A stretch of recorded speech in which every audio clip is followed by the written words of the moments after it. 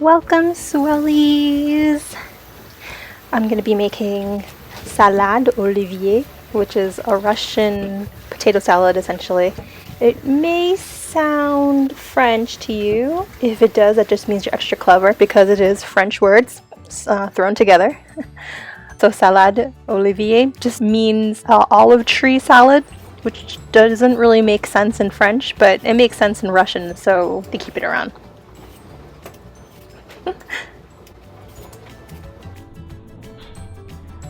This is a typical dish that you see at nearly every holiday or every get-together. My mother-in-law would make this for birthdays, for the New Year's party, and now for Christmas, even though they're not really they're not Christian.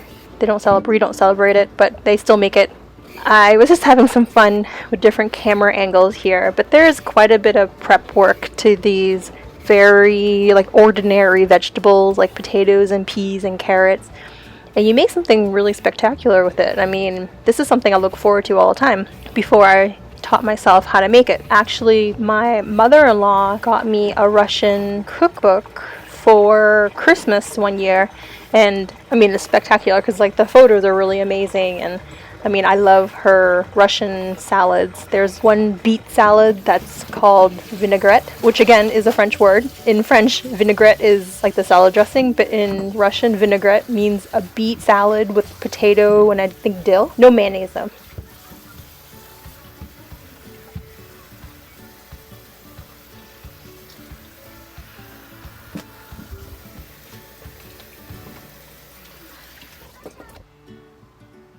When you watch my videos, you can totally tell that this is how I actually cook. I mean, I could have gotten a clean fork and stabbed that potato to check if it was done.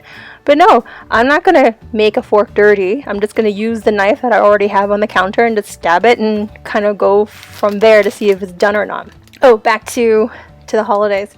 Yeah, so my mother-in-law, she makes these amazing salads, and it just goes with really nice this brown deep in flavor bread, Russian bread. It's a really hearty bread.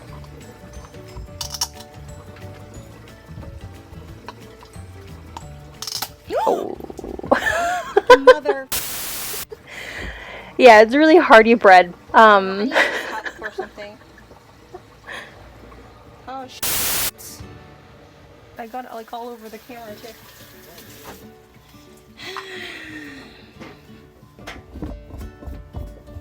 I just can't see what I'm doing. So, okay, where did you put it? Thank you.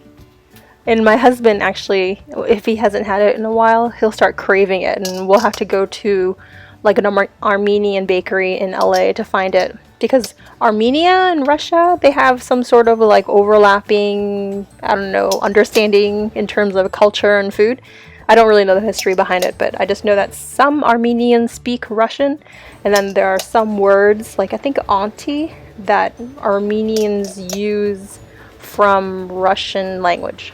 Yeah, I don't know the specifics. It's just something I learned when we ended up moving to California, that we can only really get our Russian products at some Armenian supermarkets. Yeah.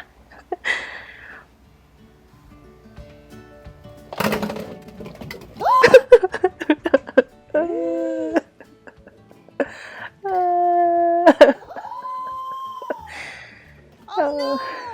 In college, in drama class, I actually did a monologue about a woman who was terrified of her garbage disposal, which actually didn't require me to act very much because I am literally afraid of putting my hand down there. I just swear, the moment I try to get something out of there, the disposal will have a freak moment and just turn on without me touching the switch.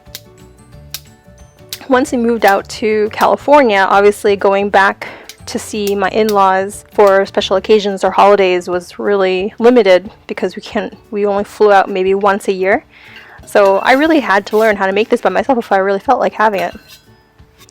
And I love these pickles. They're not the sweet ones. Sweet ones are gross, but the dill ones are so delicious. And I love the little ones because they're great for snacking, but you can totally use the big ones, humongous ones that come in those 10-pound jars. Back in the day, back in Boston, I used to buy like those huge 10-pound jars of pickles, and once the pickle jar was empty, I would actually reuse that glass jar to make kimchi in, because you always are looking for like sturdy containers so that you can make your pickle your kimchi and have enough room to do multiple heads of Napa cabbage, because like if you're gonna do kimchi, you do like a big batch all at once. You don't do like mini batches, because it's like the prep work is kind of a pain. Those jars were such a lifesaver, but then you had to like figure out how to store it in your fridge, which I think the Koreans have it down pat, because they buy a separate refrigerator just for kimchi, so they never have to worry about storage. Whereas my little refrigerator, like if I'm making kimchi, I'm gonna take up like a quarter of it, which is kind of expensive real estate. Oh yeah, so I chopped up some chicken breast in the salad. You don't have to, you can leave out the chicken breast, but I know sometimes my mother-in-law, she puts chicken breast in there and it's extra yummy. So I thought, why not? I have it in the fridge already. Like, chicken breast was on sale, so make use of what you have in your fridge, okay guys?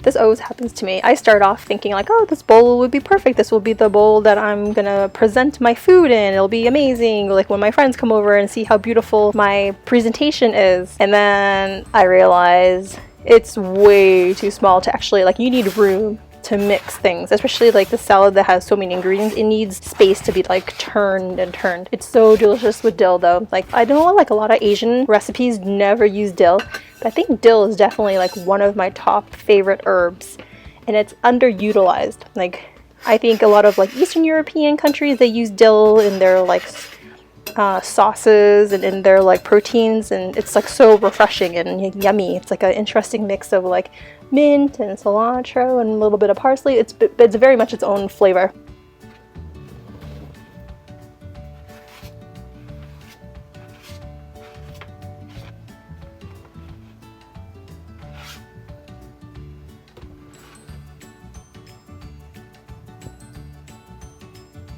So I finally was honest with myself and got a bigger bowl so I can actually mix all these ingredients in. I don't know if that happens to you. It happens to me all the time. I always underestimate. I think my mother-in-law actually has a humongous plastic bowl, like a bowl that you would use to like move like large potted plants, like a humongous one that maybe is like 4 gallons big, but she uses that to mix her Salat Olivye, because she just knows that she just needs the mixing room, you know? She just needs that space to like turn everything on top of itself. And of course, as always, the recipe is in the description box, so if you didn't catch quite everything, you can grab it down below.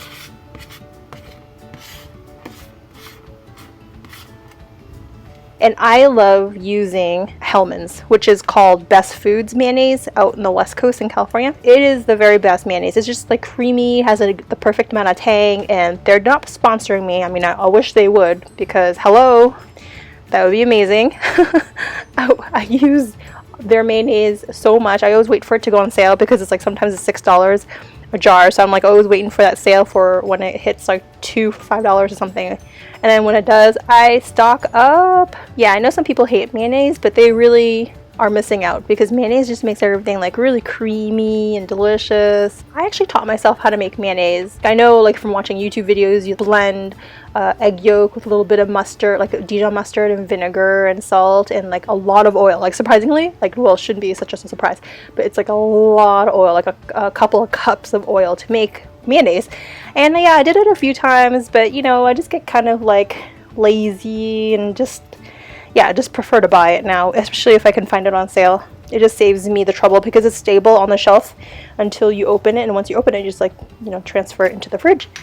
And it's really easy to use up. I use it in like my tuna fish salad, my egg salad, of course salad Olivier. It's just so delicious. It just really saves any chicken breast. Like if you're making chicken salad and the chicken breast is totally dry, no problem, just add some mayonnaise and all of a sudden it's a miracle. Like, mayonnaise is a miracle worker. It just makes chicken salad that much better.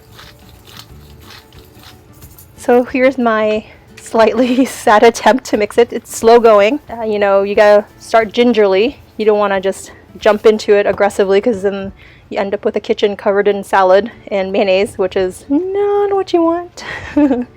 But yeah, this is me gingerly going at it. And doesn't that look beautiful? Like all that color, all that vegetables, all the different textures and the pickles and the sweet carrots and sweet little peas. Like it's going to be so good. You just know it because it just has like all the perfect ingredients of like eggs and chicken to make it feel hearty as well. And I like to eat this with Russian bread, but my mother-in-law always thought it was interesting that like her American daughter-in-laws would always put the salad on top of the bread, like, you know, like an open-faced tuna sandwich, because I thought, like, to me that's just natural. But apparently Russians, they look at you and they're like, what are you doing? Like, you just like put a scoop of salad in your mouth and you take a bite of bread. Like, they never do the whole sandwich thing, which is, I think, a cultural difference that I found interesting, because like Russians just take a bite of bread and take a bite of food and go back and forth. Americans kind of like, okay, you know, take a spoonful of this and put it on top of the bread, eat it together like a sandwich. But it's so delicious. I love this. This is so much, by the way. This could feed an army, which I actually had a party. I had a party of, I believe, 11 people coming over. We had like a game night and lots of food. It was super, super fun. I just completely forgot to take any final photos of the food spread. So please use your imagination. It was really yummy.